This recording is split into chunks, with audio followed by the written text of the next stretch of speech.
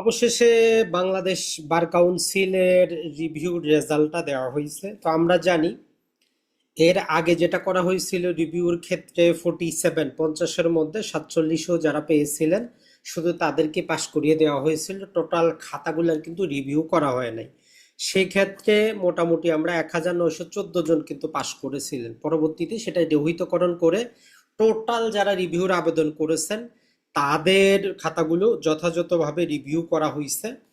তো রিভিউ করা পরবর্তী রেজাল্টটা কিন্তু দেওয়া হয়েছে, যাদেরই দরকার ওয়েবসাইট থেকে দেখে নিতে পারেন। তো মোটামুটি এখানে 1550 জন পাশ করেছে। এখন যদি আমরা দেখার চেষ্টা করি 1550 জন, তাহলে বাংলাদেশ বার কাউন্সিলের রিভিউ রেজাল্ট থেকে 1550 জন পাশ করেছে। এর আগে যেই রেগুলার প্রথম যখন রেজাল্ট দেওয়া হয় সেখানে 7917 জন পাশ করেছে। তার মানে অনেক দিন ধরে যারা আটকে ছিলেন তাদের কিছুটা স্বস্তি। এখন এরা ভাইভাতে যাবে এবং যাদের ভাইভা কমপ্লিট হয়েছে দুইটা একসাথে করেই রেজাল্টটা কিন্তু আসবে। তাহলে আমরা বাংলাদেশ বার কাউন্সিলে যারাই অ্যাডভোকেট হিসাবে নিবন্ধিত হতে চান অথবা যারা তার নিজের ছেলে বা মেয়েকে অ্যাডভোকেট বানাইতে চান, এখন থেকে কিন্তু আপনাকে প্রস্তুতিটা নিতে হবে। বাংলাদেশের নিয়ম হচ্ছে আপনি যদি আপনার ছেলে বা মেয়েকে বা আপনি নিজে যদি অ্যাডভোকেট হইতে চান, আপনার পড়াশোনাটা নর্মালি যেটা শুরু হয় উচ্চ মাধ্যমিকের পরে।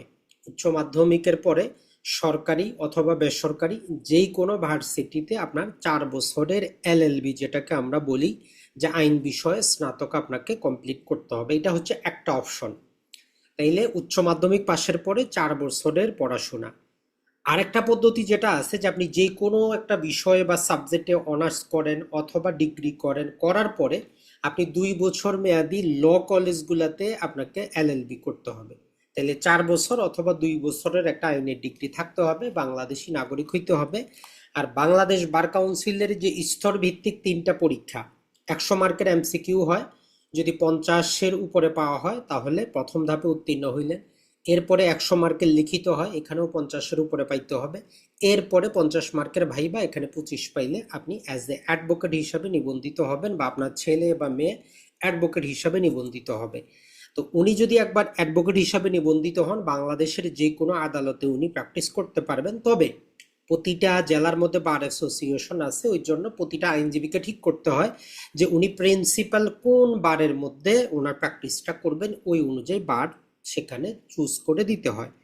এদের নির্দিষ্ট কোনো বেতন ভাতা নাই। তো এই জন্য যাদের আর্থিক অবস্থা খুব খারাপ এদের জন্য আইন পেশায় আসাটা এবং আইন পেশা আসার পরে নিজে স্বাবলম্বী হয়ে সুনাম করাটা একটা টাফ ব্যাপার।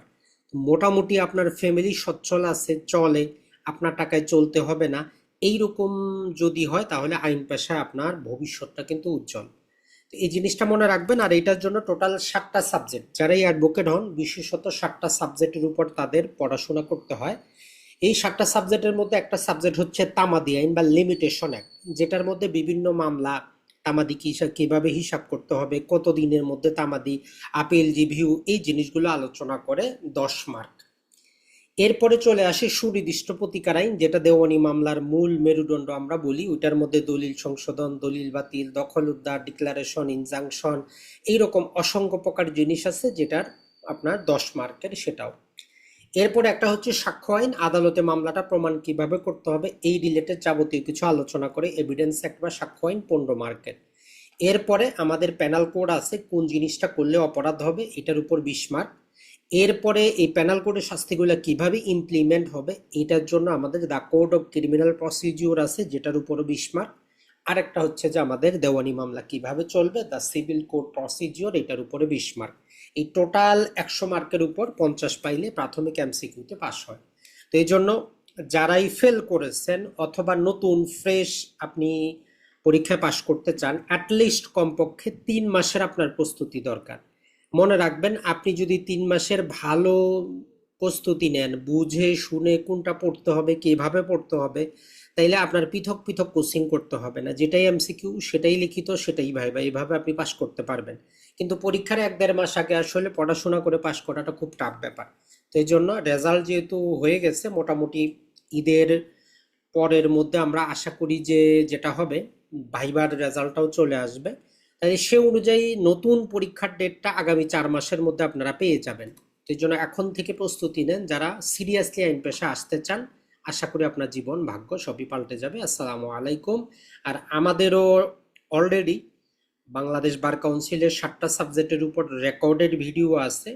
যারা নিজেরা স্বল্প সময় প্রস্তুতি নিতে চান চাইলে রেকর্ডেড ভিডিওগুলো নিতে পারেন, অথবা রমজানের পরে আমাদের নতুন ব্যাচ শুরু হবে, সেখান থেকে আপনারা অংশগ্রহণ করতে পারবেন। আসসালামু